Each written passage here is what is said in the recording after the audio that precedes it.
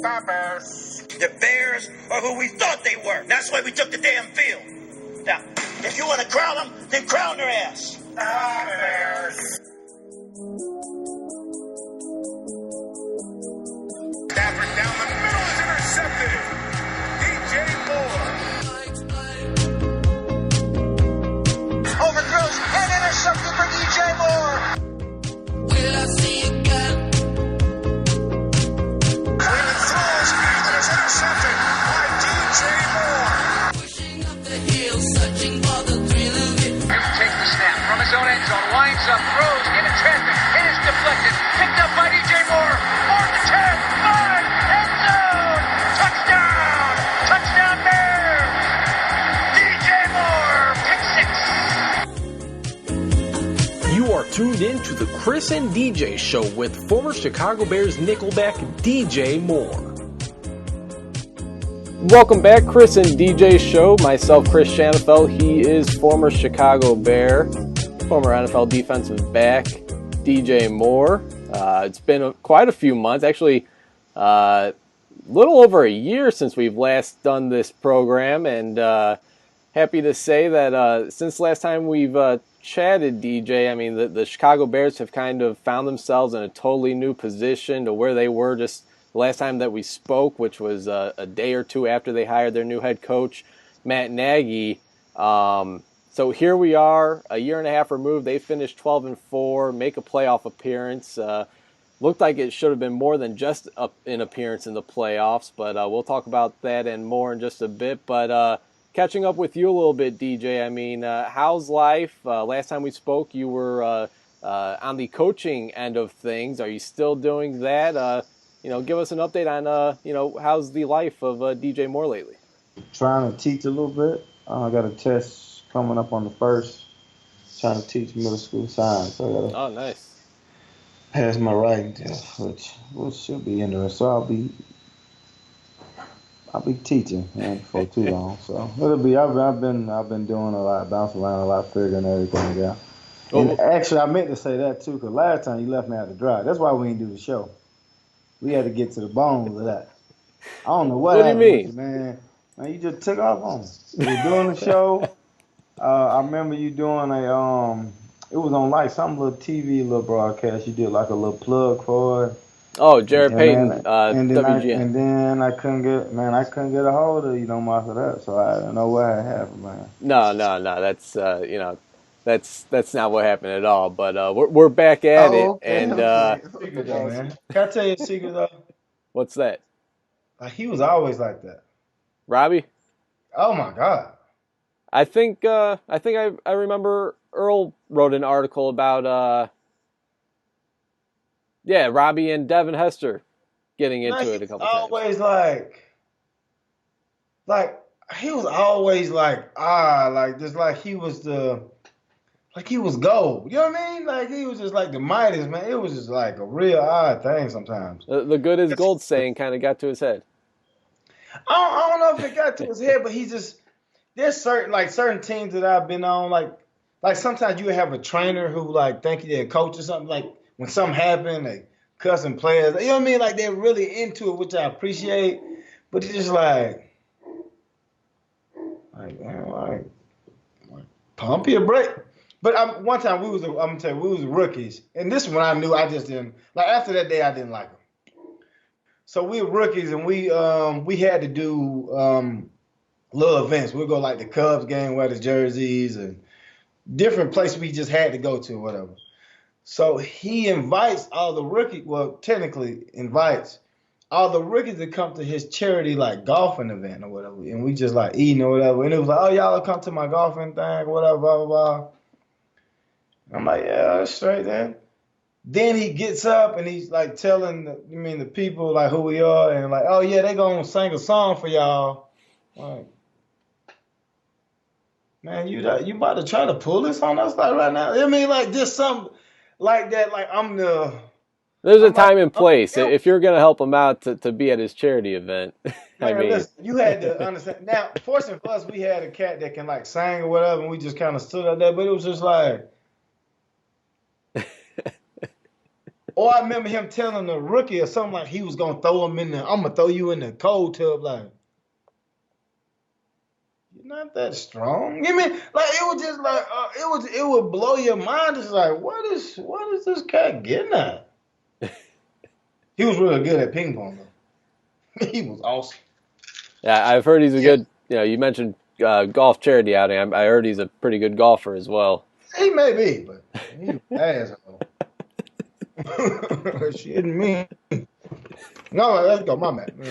I'm glad you shared that secret with not only myself but of course the live audience as well. Yesterday, something that was making the rounds were these FaceApp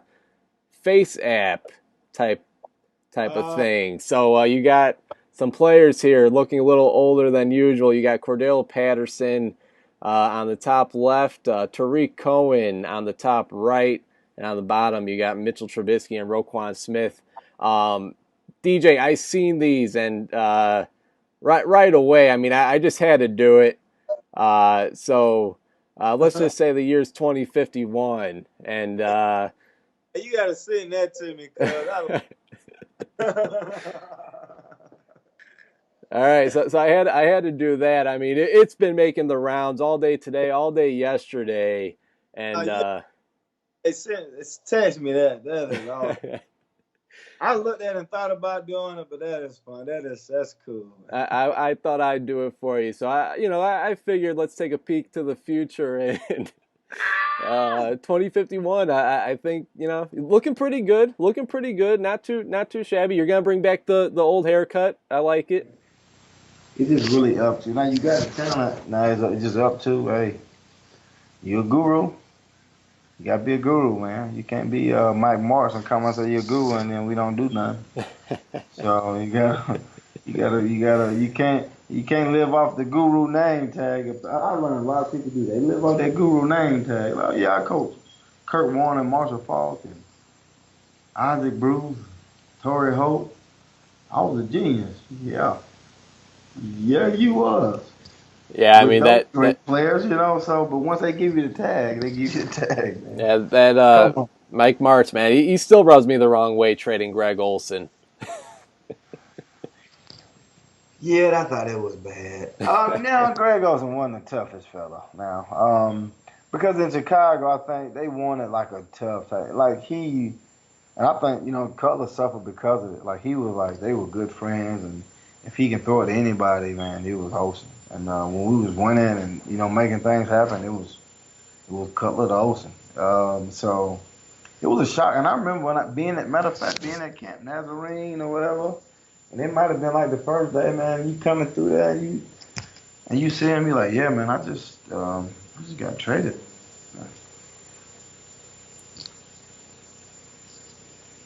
Like what? Like, I mean, it was unreal. Like, yeah. You even let me move in. Like, kept playing. Why would he do that? You don't have receivers getting open anyway. Like, he's the only one that. But, because I think if you keep him, it just makes Jay Cutler a different player. You kind of look at him a different way, even though I think he's an all-time leading passer, I think. Yeah. Which is. It doesn't say much, though, with the history of Bears quarterbacks, but it's still, you still got that record, still got that title. Yeah, so, yeah. Good old mixed bag. All right, you're right. You talked to your buddy Jay lately? No, I never talked. I never really talked to him when I was there, man. Like, I didn't always enjoy his company. It was brief most of the time, but I didn't really mind. You know what I mean? He kind of kept his stuff a little bit, so. But I'm sure now he's probably a little more mellow. Look back on your life and like, you know what? I was a dick a little bit. That's how I had to look back on it because I was like that myself. This was one of the most bizarre stories, if not the most bizarre story that I've ever come across as, a Bears fan or just watching the team. And the Sam Hurd situation from 2011, got busted for distributing cocaine, marijuana. They were investigating him for a couple of years before they broke down and busted him at a Chicago restaurant. I I mean, just going back to that day when you found out that news. I mean, when the team found that news out. I mean, did that kind of feel like a bomb was just dropped on the team? I mean, Sam Hurd wasn't, a star player. He was a pretty solid special teams player. It was his only year on the team, and it was late in the season. But how did that affect the team? What was the reaction?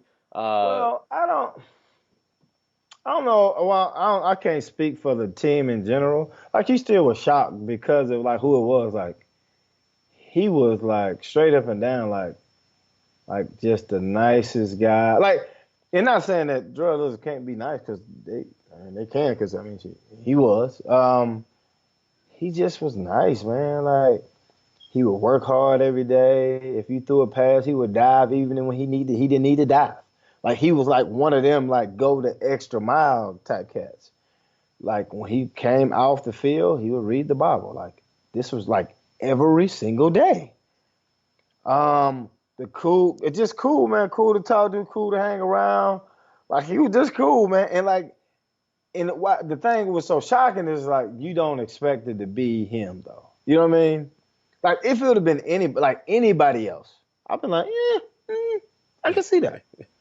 But you could not see it on a scale like that. You know what I mean? It's like you were moving. When they say moving weight, Right. Like, you need a 30 for 30, a movie, something.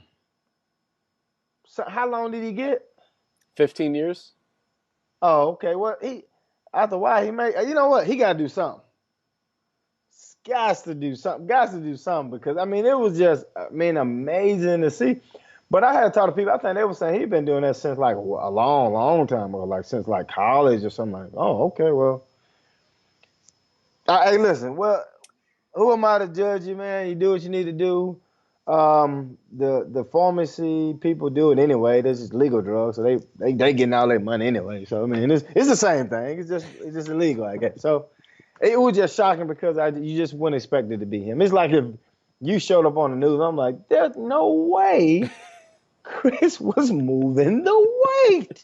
You know what I mean? Like, what? Like, when he said he was going to Canton, I didn't think he was like doing it like that. You know what I mean? Like, he traveling with the weight to the Hall of Fame game, dropping it off and coming back. Like, guess we ain't gonna do the show no more. But goodness gracious, man. And again, for those who don't remember, I believe it was the first game of the season back in 2012.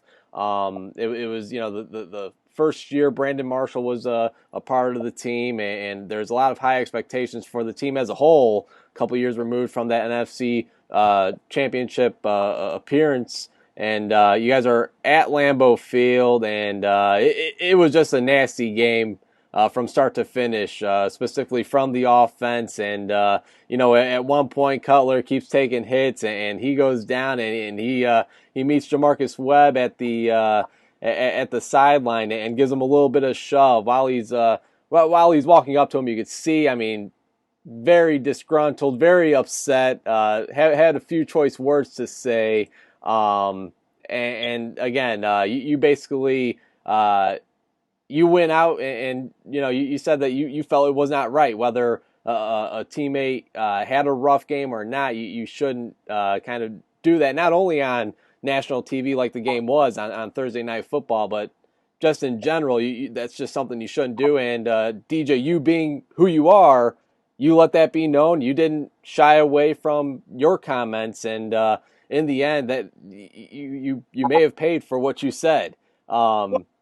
The thing was, and I got into it with some people on Twitter about it, because they'll defend Cutler till they blue in the face. Because even the time that it was happening, man, I got like cats were sending you death threats and all kind of stuff. Just like when you're wrong, you're wrong. You know what I mean? If I put my hands on you, if I come we work together, all right? If I come to your job and put my hands on you in any kind of way, there's a problem. You know what I mean? Like, you can't do that anywhere. And for them to say, oh, well, he a big guy, like, yeah, but if he would have put his hands back on him, oh my word, it would have been something different. So my situation when I went into the meeting room, when Lovey said really don't say anything, even when I went back, because I always talk, when people ask me stuff, my problem is I tell the truth and the straight truth. It's like, okay, he asked me, I said, you know what, I think it's wrong. And I didn't think it really was a big deal. Like, it's just wrong. But then when I seen it on First Take, I said, yeah. You know what I mean? So it probably, in the end, probably cost me a little bit of some pocket change, I would say. But I feel like it still was the right thing. I think Lovey agreed with what I was saying. But if Urlacher or Lance would have said a peanut, it would have been fine. I mean, he wouldn't have benched him. You know what I mean? So Right. I think he was probably looking for something like that to happen instead of it being me. But honestly, I mean, I set myself up for that one because I just know how he is. Like, once you get on his wrong side, that's it. It ain't it's hard to, you know what I mean? It's kind of hard to, you know what I mean, to come back from that. Now, are you talking about Lovey or Cutler? Well, not Cutler. I mean, yeah. Because the coach essentially is the guy that said, hey, man, you're going to be on the team or you're not going to be on the team. But I think, because I talked to him after that, because even when I went to Tampa, man, he seemed kind of laid back and stuff like that. So it was, I think in that situation, it was just really not me personally. Like, I don't have a beef with you, but I got a beef with, like, I asked you not to do something. Like, and he was one of them cats, like, he's going to give it to you straight. So when I left out that meeting room, and I always was hard-headed, and we would go back and argue back and forth, I said, yeah, it's going to come. And once it started to come, it wasn't nothing I can do about it. Like, some games I wouldn't play. If we played good teams like Green Bay, I'd be starting. Next week, I wouldn't be playing at all. Like, I mean, everybody can kind of see it. Now, for me, like, I need to play. Like, if I want to get paid, I'm averaging 4 a year, and that's with, missing a couple of games or so, or playing 60% of the snaps, and cats that were getting about 4 picks a year was doing all right. You know what I mean? So, but life works in mysterious ways. You know what I mean? They had to get me to this show, so it worked out.